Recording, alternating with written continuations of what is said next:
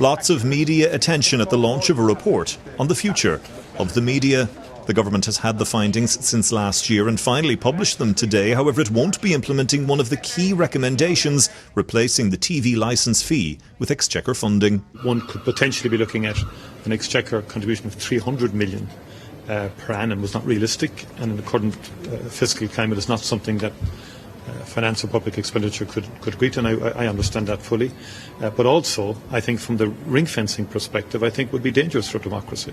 A technical group will now examine the overhaul of the TV licence system and will report back to the government in November. It will look at evasion, collection and how to charge people who don't watch traditional TV anymore and instead consume media on their phones and tablets.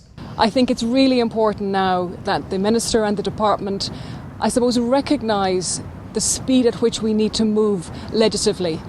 This has got to happen within the lifetime of this government because people's viewing and listening habits are changing. Now, today's Future of Media Commission report wasn't just focused on RTE and the licence fee. In fact, that was just one of 50 recommendations, and the government has agreed, at least in principle, to adopt the other 49. They relate to things like improving inclusion and diversity across the media sector and tackling disinformation on social media.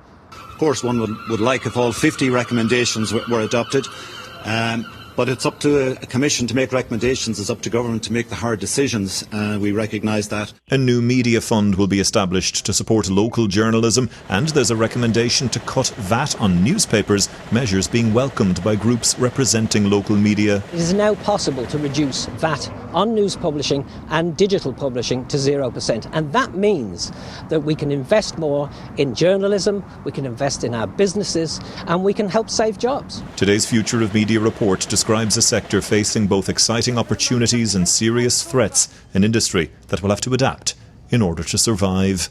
Brian O'Donovan, RTE News.